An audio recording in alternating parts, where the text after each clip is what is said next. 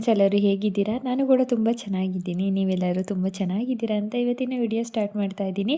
ಅದಕ್ಕಿಂತ ಮುಂಚೆ ಯಾರ್ಯಾರು ಈ ವಿಡಿಯೋ ನೋಡ್ತಾ ಇದ್ದೀರೋ ಪ್ಲೀಸ್ ಒಂದು ಸಬ್ಸ್ಕ್ರೈಬ್ ಮಾಡ್ಕೊಳ್ಳಿ. ನಿಮ್ಮ ಲೈಕ್ ಆ್ಯಂಡ್ ಸಬ್ಸ್ಕ್ರೈಬಿಂದ ನನಗೆ ಇನ್ನೂ ಒಳ್ಳೊಳ್ಳೆ ವಿಡಿಯೋ ಹಾಕಬೇಕು ಅನಿಸುತ್ತೆ. ಸಬ್ಸ್ಕ್ರೈಬ್ ಮಾಡ್ಕೊಂಡಿದ್ದೀರಾ ಅಂದ್ಕೊಂಡು ಇವಾಗ ವಿಡಿಯೋ ಒಳಗಡೆ ಹೋಗೋಣ. ಹಾಗೆಯೇ ಹೊಸಬ್ರಾಗಿದ್ದರೆ ಸಬ್ಸ್ಕ್ರೈಬ್ ಮಾಡ್ಕೊಳ್ಳಿ, ಹಳಬ್ರಾಗಿದ್ದರೆ ಲೈಕ್ ಮಾಡ್ಕೊಳ್ಳೋದು ಮಾತ್ರ ಮರಿಬೇಡಿ. ಈಗ ಬೆಳಗ್ಗೆಯಿಂದನೇ ವ್ಲಾಗ್ನ ಸ್ಟಾರ್ಟ್ ಮಾಡ್ತಾ ಇದ್ದೀನಿ. ಕೆಲಸ ಎಲ್ಲ ಮುಗಿದಿದೆ, ಆಲ್ಮೋಸ್ಟ್ ಮನೆ ಕೆಲಸ ಎಲ್ಲ ಮುಗಿದಿದೆ. ಇವತ್ತು ಒಂದು ಫಂಕ್ಷನ್ ಇದೆ, ರಿಸೆಪ್ಷನ್ ಇದೆ, ಸ್ವಲ್ಪ ದೂರನೇ ಅದು. ಅದಕ್ಕೋಸ್ಕರ ಸ್ವಲ್ಪ ಒಂದು 11-11:30ಗೆಲ್ಲ ಹೊರಡೋಣ ಅಂದ್ಕೊಂಡು ಬೇಗನೆ ಎದ್ದು ಅಡುಗೆ ಮತ್ತು ನಾಷ್ಟ ಮಾಡ್ಕೊಳ್ತಾ ಇದ್ದೀನಿ. ಅಂದ್ಕೊಬೋದು ಎಲ್ಲ ಹೊರಗಡೆ ಹೋಗ್ತಾ ಇದ್ದೀರಾ, ಅಡುಗೆ ನಾಷ್ಟ ಯಾರಿಗೆ ಅಂತ. ಏನಂದರೆ ನಿಮ್ಗೆ ಗೊತ್ತಾದಂಗೆ ಆಲ್ಮೋಸ್ಟು ನನ್ನ ವಿಡಿಯೋ ಹಳೆ ವ್ಲಾಗ್ ಎಲ್ಲ ನೋಡಿರೋರಿಗೆ ನನ್ನ ಮಗಳು 10th ಓದ್ತಾ ಇರೋದಕ್ಕೆ ಅವಳಿಗೆ ರಜೆ ಇಲ್ಲ ಅಂತ ಗೊತ್ತು. ಅವಳಿಗೋಸ್ಕರ ಮಾತ್ರ ಅಡುಗೆ ನಾಷ್ಟ ಎಲ್ಲ ಮಾಡಿಬಿಟ್ಟು ಹೊರಡೋಣ ಅಂದ್ಬಿಟ್ಟು ಇವಾಗ ಸಿಂಪಲಾಗಿ ತಿಂಡಿಗೆ ಮಾತ್ರ ನಮ್ಮೆಲ್ಲರಿಗೂ ಬೇಕೇ ಬೇಕಲ್ವ ಅಂದ್ಬಿಟ್ಟು ಎಲ್ಲ ತರಕಾರಿನೂ ಮಿಕ್ಸ್ ಮಾಡಿ ಒಂದು ಲೈಟಾಗಿ ಒಂದು ಯಾವುದೇ ಥರ ಮಸಾಲೆ ಇಲ್ದಿರ, ಜಾಸ್ತಿ ಮಸಾಲೆ ಹಾಕ್ತಿರೇ ಒಂದು ಪಲಾವ್ ಮಾಡ್ಕೊಳ್ತಾ ಇದ್ದೀನಿ. ಸಿಂಪಲಾಗಿ ಮಾಡ್ಕೊಳ್ಳೋಂಥ ಒಂದು ರೆಸಿಪಿ ಇದು. ಇದಕ್ಕೇನಿಲ್ಲ, ಸ್ವಲ್ಪ ಎಣ್ಣೆ ಹಾಕ್ಕೊಂಡು ಪಲಾವ್ ಐಟಮ್ಸ್ ಹಾಕ್ಕೊಂಡು ಈರುಳ್ಳಿ ಚೆನ್ನಾಗಿ ಫ್ರೈ ಆಗಿದ ನಂತರ ಇದಕ್ಕೆ ಶುಂಠಿ ಬೆಳ್ಳುಳ್ಳಿ ಪೇಸ್ಟು ತುಂಬ ಸಿಂಪಲ್ಲಾಗೆ ಮಾಡ್ಕೊಬೋದು. ರುಬ್ಬಿ ಎಲ್ಲ ಮಾಡ್ಕೊಳ್ಬೇಕು ಅಂತ ಏನಿಲ್ಲ ಈ ಪಲಾವ್ನ. ಈಗ ಶುಂಠಿ ಬೆಳ್ಳುಳ್ಳಿ ಪೇಸ್ಟ್ನ ಹಾಕ್ಕೊಂಡು ಚೆನ್ನಾಗಿ ಹಸಿ ವಾಸನೆ ಹೋದ ನಂತರ ಇದಕ್ಕೆ ಒಂದು 3 ಹಸಿಮೆಣ್ಸಿನ್ಕಾಯಿ ಹಾಕ್ಕೊಳ್ತಾ ಇದ್ದೀನಿ. ಹಾಗೆಯೇ ಹಾಕ್ಕೊಂಡಿದ್ದೀನಿ ಉದ್ದೋದಕ್ಕೆ. ನಿಮಗೆ ಖಾರಕ್ಕೆ ಬೇಕು ಅಂದರೆ ರುಬ್ಬಿ ಕೂಡ ಬರೀ ಹಸಿಮೆಣ್ಸಿನ್ಕಾಯಿ ಕೂಡ ಹಾಕೊಬೋದು. ನಾನು ಇದಕ್ಕೆ ಅಚ್ಕಾರದ ಪುಡಿ ಕೂಡ ಮಿಕ್ಸ್ ಮಾಡ್ಕೊಳ್ತಾ ಇರೋದಕ್ಕೆ 3 ಹಸಿಮೆಣ್ಸಿನ್ಕಾಯಿ ಹಾಕ್ಕೊಂಡು ಚೆನ್ನಾಗಿ ಮಿಕ್ಸ್ ಆದ ನಂತರ ಎಲ್ಲ ತರಕಾರಿನೂ ಸಣ್ಣದಾಗಿ ಕಟ್ ಮಾಡಿ ಹಾಕ್ಕೊಂಡಿದ್ದೀನಿ. ಹಾಗೆಯೇ ಅದಾದಮೇಲೆ ಇದಕ್ಕೆ 1-2 ಟೊಮೆಟೊ ಅದನ್ನು ಹಾಕ್ಕೊಂಡು ಚೆನ್ನಾಗಿ ಫ್ರೈ ಆಗಬೇಕು. ಸುತ್ತಲೂ ಎಣ್ಣೆ ಬಿಡಬೇಕು, ಅಲ್ಲಿವರೆಗೂ ತರಕಾರಿ ಎಲ್ಲ ಫ್ರೈ ಆದ ನಂತರ ಇದಕ್ಕೆ ನಾರ್ಮಲಾಗಿ ಖಾರದ ಪುಡಿ, ಧನಿಯಾ ಪುಡಿ, ಗರಂ ಮಸಾಲ, ಸ್ವಲ್ಪ ಚಿಕನ್ ಮಸಾಲ ಪೌಡರು ಕೂಡ ಹಾಕ್ಕೊಂಡಿದ್ದೀನಿ. ಇಷ್ಟು ಹಾಕ್ಕೊಂಡು ಚೆನ್ನಾಗಿ ಫ್ರೈ ಆದ ನಂತರ ಇದಕ್ಕೆ ಮೊಸರು ಕೂಡ ಹಾಕ್ಕೊಳ್ತಾ ಇದ್ದೀನಿ. ಮೊಸರು ಹಾಕ್ಕೊಂಡು ಚೆನ್ನಾಗಿ ಫ್ರೈ ಮಾಡ್ಕೊಳ್ತಾ ಇದ್ದೀನಿ. ಸಾರಿ, ಎರಡು ಟೊಮೆಟೊ ಅಂದಿದ್ನಲ್ಲ, 2 ಹಾಕಿರಲಿಲ್ಲ, 1 ಟೊಮೆಟೊ ಹಾಕಿದ್ದೆ. ಅದಕ್ಕೆ ಇನ್ನು ಸ್ವಲ್ಪ ಬ್ಯಾಲೆನ್ಸ್ ಆದಂಗೆ ಮೊಸರು ಕೂಡ ಹಾಕ್ಕೊಂಡಿದ್ದೆ. ಇಷ್ಟು ಹಾಕ್ಕೊಂಡು ಚೆನ್ನಾಗಿ ಫ್ರೈ ಆಗಿದ್ಮೇಲೆ ಇದಕ್ಕೆ ಅಕ್ಕಿ ಹಾಕ್ಕೊಳ್ತಾ ಇದ್ದೀನಿ. ಅಕ್ಕಿನೂ ಅಷ್ಟೇ 1-2 ಲೋಟಕ್ಕೆ 3-3 ಲೋಟದಷ್ಟು ನೀರು ಹಾಕ್ಕೊಳ್ತಾ ಇದ್ದೀನಿ. ಸ್ವಲ್ಪ ಉದ್ರುದ್ರಾಗಿದ್ರೇ ಪಲಾವು ಇದೆಲ್ಲ ಚೆನ್ನಾಗಿರೋದು ಅಂದ್ಬಿಟ್ಟು. ಇನ್ನು ಇದೆಲ್ಲ ಆಗಿ ಇನ್ನೇನು ಕುದೀತಾ ಇದೆ ಅನ್ನೋ ಟೈಮಲ್ಲಿ ಲಿಡ್ ಕ್ಲೋಸ್ ಮಾಡಿದ್ರೆ ಆಯಿತು. ಅದಕ್ಕಿಂತ ಮುಂಚೆ ಸ್ವಲ್ಪ ರುಚಿಗೆ ತಕ್ಕಷ್ಟು ಉಪ್ಪು ಹಾಕ್ಕೊಂಡು ಲಿಡ್ ಕ್ಲೋಸ್ ಮಾಡಿದ್ರೆ ಆಯಿತು. ಬೇಕು ಅಂದರೆ ನೀವು ಲಾಸ್ಟಲ್ಲಿ ಒಂದು ಇಡಿಯಷ್ಟು ಕೊತ್ತಂಬರಿ ಕೂಡ ಹಾಕ್ಕೊಳ್ಬೋದು. ನಾನು ಮರ್ತೋಗ್ಬಿಟ್ಟಿದ್ದೆ ಹಾಕ್ಕೊಳ್ಳೋದಕ್ಕೆ. ಎಲ್ಲನೂ ಹೋಗಬೇಕು ಅಂದರೆ ಗಡಿ ಬಿಡಿ ಅಲ್ವಾ, ಅದಕ್ಕೋಸ್ಕರ. ಇನ್ನು ನನ್ನ ಮಗಳಿಗೆ ಹೊರಗಡೆ ಫುಡ್ ಅಷ್ಟು ಇಷ್ಟ ಆಗೋಲ್ಲ, ಅದಕ್ಕೋಸ್ಕರ ಅವಳಿಗೆ ಸಂಜೆಗೂ ಅಷ್ಟೇ ಊಟಕ್ಕೆಲ್ಲ ರೆಡಿ ಮಾಡಿಟ್ಬಿಟ್ಟು ಹೊರಡ್ತೀನಿ. ಇನ್ನು ರೈಸ್ ಒಂದು ಅವಳು ಬಂದು ಮಾಡ್ಕೊತಾಳೆ. ಇನ್ನು ಮೊಟ್ಟೆ 2 ಬೇಯೋಕ್ಕಿಟ್ಟಿದ್ದೆ.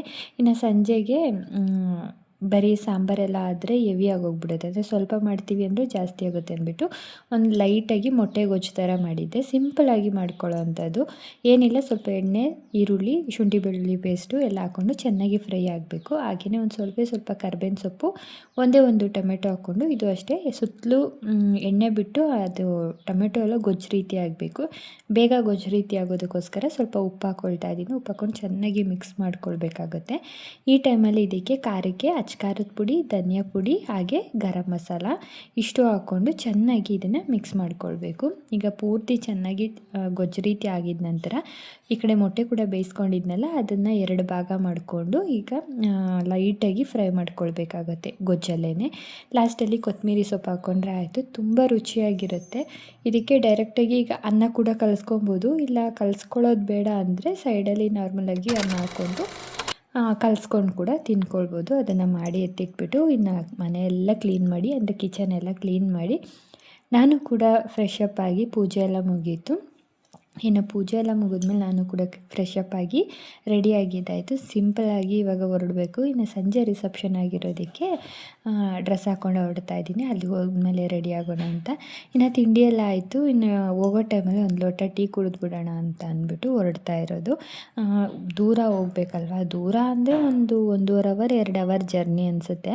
ಅಂದರೆ ಹೊಸೂರು, ಇಲ್ಲಿಂದ ಹೊಸೂರಿಗೆ ಹೋಗಬೇಕು ಅಂದರೆ ಈ ಟ್ರಾಫಿಕ್ ಮಧ್ಯೆ ಸಖತ್ತು ಒಂಥರ ರಿಸ್ಕ್ ಆಗುತ್ತೆ ಅಂದ್ಬಿಟ್ಟು ಬೇಗನೆ ಎಲ್ಲ ಮುಗಿಸ್ಕೊಂಡು ಸ್ವಲ್ಪ ಬೇಗನೆ ಹೊರಡ್ತಾ ಇದ್ದೀವಿ. ಇನ್ನು ಸಂಜೆ ಮೇಲೆ ಹೊರಟ್ರೆ ಅಂತೂ ಫುಲ್ಲು ಟ್ರಾಫಿಕ್ ಇರುತ್ತೆ ಅಂದ್ಬಿಟ್ಟು ಬೇಗನೆ ಹೊರಡ್ತಾ ಇದ್ದೀವಿ.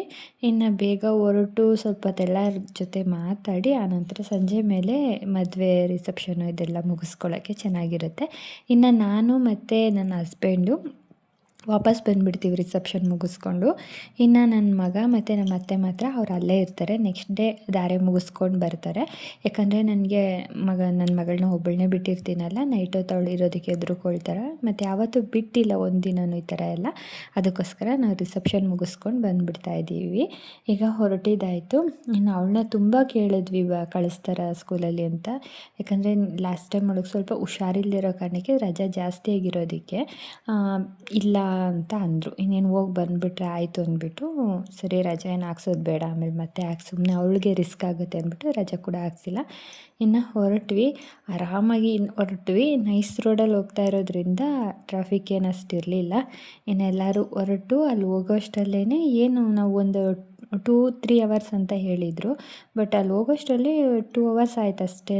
ಏನು ಜಾಸ್ತಿ ರಿಸ್ಕ್ ಅನ್ನಿಸ್ಲಿಲ್ಲ ಮತ್ತು ಸುಸ್ತು ಅನ್ನೋ ಥರ ಏನಿಲ್ಲ. ಮತ್ತು ಚೌಟ್ರಿ ಬಂದು ಸುತ್ತಲೂ ಒಂಥರ ವಾತಾವರಣ ಚೆನ್ನಾಗಿದೆ.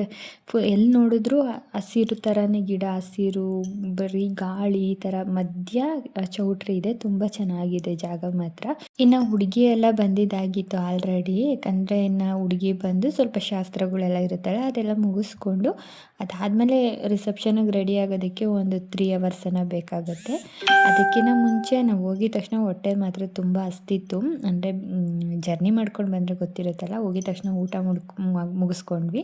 ಇದಾದಮೇಲೆ ಒಂದ್ಸಲ ಚೌಟ್ರಿ ಎಲ್ಲ ನೋಡೋಣ, ಖಾಲಿ ಇರಬೇಕಾದ್ರೆ ಯಾವ ಥರ ಕಾಣುತ್ತೆ ಅಂತ ಹೋಗಿ ನೋಡೋಣ ಅಂತ ಹೋದೆ. ತುಂಬ ಚೆನ್ನಾಗಿ ಡೆಕೋರೇಟ್ ಮಾಡ್ತಾಯಿದ್ರು. ನೋಡೋದಕ್ಕೆ ಒಂಥರ ಪೀಸ್ಫುಲ್ಲಾಗಿತ್ತು ಚೌಟ್ರಿ. ಯಾವಾಗಲೂ ಅಷ್ಟೇ ಗಜ ಅನ್ನೋದು ನೋಡಿಬಿಟ್ಟು ಇವತ್ತೊಂಥರ ಯಾರೂ ಕಾಣ್ತಾ ಇರಲಿಲ್ವಲ್ಲ, ಚೆನ್ನಾಗಿ ಕಾಣ್ತಾಯಿತ್ತು. ಸರಿ ನಾನು ವಿಡಿಯೋ ಮಾಡ್ತಾ ಇರೋದಕ್ಕೆ ಪಾಪ ಅಲ್ಲಿ ಯಾರೋ ಒಬ್ರು ಹೋಗ್ಬಿಟ್ಟು ಲೈಟ್ ಆನ್ ಮಾಡಿದ್ರು, ಯಾವ ಥರ ಕಾಣುತ್ತೆ ಅಂತ ನೋಡಲಿ ಅಂತಲೇ ಏನೋ. ನನಗಂತೂ ತುಂಬ ಇಷ್ಟ ಆಯಿತು.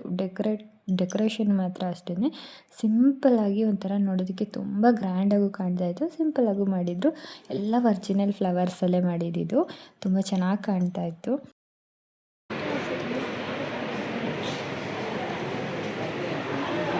ಚೆನ್ನಾಗಿದಲ್ಲ ಜಾಸ್ಮಿನ್. ಏನು ಕಲರ್ ನೋಡಿ.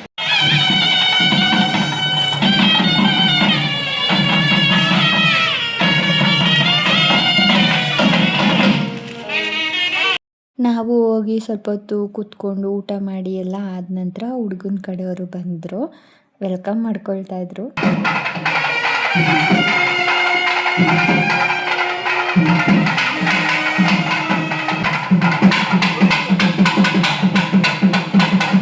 ಇನ್ನು ಇವಾಗ ಟೈಮ್ ಬಂದು 4 o'clock ಆಗಿತ್ತು. ಇನ್ನು ವೆಲ್ಕಮ್ ಡ್ರಿಂಕ್ಗೆಲ್ಲ ರೆಡಿ ಮಾಡಿದರು. ಇನ್ನು ನಾವು ಫ್ಯಾಮಿಲಿಯವರೆಲ್ಲ ಜಾಸ್ತಿ ಜನ ಹೋಗಿದ್ವಲ್ಲ, ಎಲ್ಲರೂ ಬೇಗನೆ ಬಂದಿದ್ದರು ಫ್ಯಾಮಿಲಿಯವರು. ಅವ್ರಿಗೆಲ್ಲನೂ ಸ್ವಲ್ಪ ನಿಂಬೆಹಣ್ಣು ಜ್ಯೂಸು ಮತ್ತು ಬಜ್ಜಿ, ಕಾಫಿ ಎಲ್ಲ ರೆಡಿ ಮಾಡಿದರು. ಅದನ್ನೆಲ್ಲ ನಾನು ವಿಡಿಯೋ ಮಾಡಲಿಕ್ಕೆ ಹೋಗಲಿಲ್ಲ. ಜ್ಯೂಸ್ ಮಾತ್ರ ಕುಡಿದ್ವಿ. ಯಾಕಂದರೆ ಊಟ ಬಂದಿದ ತಕ್ಷಣ ಮಾಡಿರೋದ್ರಿಂದ ಹೊಟ್ಟೆ ಹಶ್ವಂತೂ ಆಗಿರಲಿಲ್ಲ. ರಾತ್ರಿನೂ ಅಷ್ಟೇ ಊಟನೇ ಮಾಡೋಕ್ಕಾಗ್ತಾಯಿರಲಿಲ್ಲ, ಅಷ್ಟು ಹೆವಿ ಆಗೋಗ್ಬಿಟ್ಟಿತ್ತು ಸ್ನ್ಯಾಕ್ಸ್ ಎಲ್ಲ. ಇನ್ನು ಅಲ್ಲಿ ಹುಡುಗನ ಕಡೆಯವ್ರು ಬಂದಮೇಲೆ ದೇವಸ್ಥಾನದಲ್ಲಿ ಪೂಜೆ ಎಲ್ಲ ಆದ ನಂತರ ಅಲ್ಲಿ ಸ್ವೀಟ್ ಕೂಡ ಕೊಡ್ತಾಯಿದ್ರು.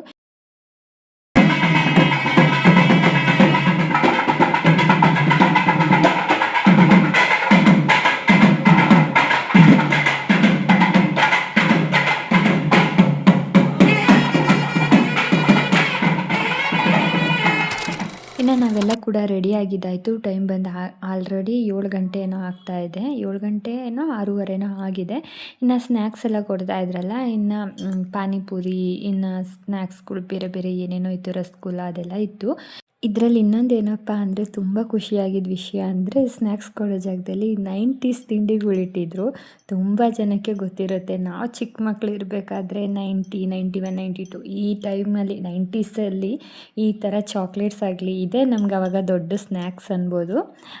ಇದೆಲ್ಲ ನೆನಪಿದೆ ಅನಿಸುತ್ತೆ. ಇದರಲ್ಲೆಲ್ಲ ನಾವು ದಾರ ಕಟ್ಟಿ ಆಟ ಆಡ್ತಾ ಇದ್ದಿದ್ದು. ಯಾರಿಗೆ ನೆನಪಿದ್ರೆ ದಯವಿಟ್ಟು ಕಮೆಂಟ್ ಮಾಡಿ. ಯಾಕಂದರೆ ಖುಷಿ ಆಗುತ್ತೆ ಈ ಥರದ್ದೆಲ್ಲ ಮತ್ತೆ ನಾವು ನೋಡ್ತೀವ ಅನ್ನೋ ಥರ ಆಗೋಗ್ಬಿಟ್ಟಿತ್ತು.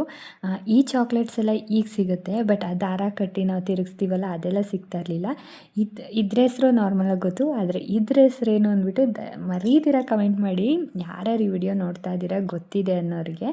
ನನಗಂತೂ ಇದನ್ನು ನೋಡಿಬಿಟ್ಟು ಎಷ್ಟು ಸಲ ಹೋಗಿ ನೋಡ್ತಾ ಇದ್ನೋ. ಎಲ್ಲನೂ ಒಂದು ಎರಡೆರಡು ತೊಗೊಂಡು ಒಂದು ಬೌಲ್ಗೆ ಹಾಕ್ಕೊಂಡು ನನ್ನ ಮಗಳಿಗೆ ತೊಗೊಂಬಂದಿದ್ದೆ. ಯಾಕಂದರೆ ಅವಳಿಗೆ ಇವೆಲ್ಲ ತೋರಿಸಿದ್ರೆ ಖುಷಿಯಾಗುತ್ತೆ. ನಾವು ಹೇಳ್ಕೊಳ್ಬೋದಲ್ವ, ಅವ್ರ ಸ್ವೀಟ್ಸೇ ಹೇಳ್ತಾ ಇರ್ತಾರೆ, ನಮ್ಮ ಸ್ವೀಟ್ಸ್ಗಳೆಲ್ಲ ಈ ಥರ ಇತ್ತು ನಮ್ಮ 90ಸಲ್ಲಿ ಅನ್ನೋದು ಒಂದು ಖುಷಿ. ಇದೆಲ್ಲ ಆಡ್ತಾ ನನಗೂ ಆಡಬೇಕು ಅನ್ನಿಸ್ತು. ಅಂದರೆ ನನ್ನ ಮಗ ಆಡೋಕ್ಕೆ ಹೋದ, ಅದು ಬರಲಿಲ್ಲ. ಸರಿ ನಾನು ಆಡ್ತೀನಿ ಅಂದ್ಬಿಟ್ಟು ಆಡ್ತಾಯಿದ್ದೆ. ಸಿಕ್ಕಾಪಟ್ಟೆ ಖುಷಿ ಆಯಿತು. ಇದ್ರ ಹತ್ರ ನಾನು 1 ಅವರ್ ಏನೋ ನಿಂತ್ಕೊಂಡೇ ಇದ್ದೆ. ಇದೆಲ್ಲ ಮುಗಿಸ್ಕೊಂಡಿದ್ದ ನಂತರ ಇನ್ನು ರಿಸೆಪ್ಷನ್ ಸ್ಟಾರ್ಟ್ ಆಯಿತು. ರಿಸೆಪ್ಷನ್ ಎಲ್ಲ ಸ್ಟಾರ್ಟ್ ಆದಮೇಲೆ ಅವರ ಹುಡುಗಿ ಅಕ್ಕ ಮತ್ತು ಅಕ್ಕನ ಮಗಳು ಡ್ಯಾನ್ಸ್ ಆಡಿದ್ರು, ಸಖತ್ತಾಗಿ ಆಡಿದ್ರು.